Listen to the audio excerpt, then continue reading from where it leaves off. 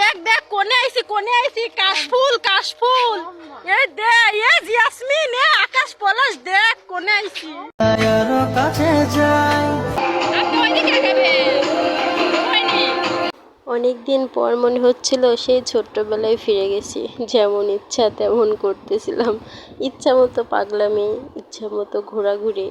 বুঝতেই পারছিলাম না যে এটা কোন সময় চলছে আমার জীবনে। আসসালামু আলাইকুম, কেমন আছেন সবাই? আজকের দিনটা আমার জন্য খুবই স্পেশাল। ঠিক ছোটবেলায় যেমন বাড়ির সবার সাথে একসাথে ঘুরতে বের হইতাম, অনেক অনেক মজা করতাম, ঠিক তেমনটাই আজকের দিনেও ফিল হচ্ছিল।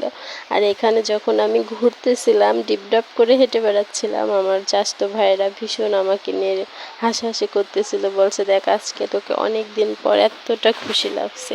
আমি নিজেও বুঝতে পারছিলাম কতদিন পর এমন মন খুলে হাসলাম, ইচ্ছা মতো ঘুরলাম। আগে তো প্রায় হয়তো বাড়ির সবাই মিলে ঘুরতে বের হইতাম, কেন জানি না সব কিছু জীবন থেকে হারিয়ে গেছে, আনন্দ হাসি সব কিছুই। বাট চেষ্টা করছি সব কিছুকে ফিরিয়ে নিয়ে আসার, আগের মতো করে বাঁচার। আর হ্যাঁ, যখন আমি ভয়েসটা দিচ্ছিলাম তখন খুব খুব জোরে বৃষ্টি হচ্ছিল, সাউন্ডটা প্লিজ আপনারা একটু ইগনোর করবেন। তারপর আমরা ওইখান থেকে ঘুরে চলে আসি পাবনা মানসিক হাসপাতালে, মেন্টাল হসপিটালে। এখানে এসে আমরা ফুচকার অর্ডার দিই।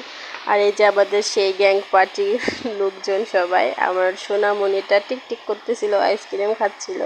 আর আমরা এখানে সবাই ফুচকার জন্য অপেক্ষা করতেছিলাম, যেহেতু অনেক লোক একবারে গেছি, ওনারও সময় লাগছিল এতগুলো ফুচকার প্লেট তৈরি করতে। যাই হোক, অনেক অনেক আনন্দ করছে আজকের দিনে। আর এখানে কারেন্ট চলে গেছিলো, পুরাই আমাকে ভূতের মতো দেখাচ্ছে। আমি একটু জুস খেয়ে নিলাম। সবাই ভালো থাকবেন, সুস্থ থাকবেন, খোদা হাফেজ।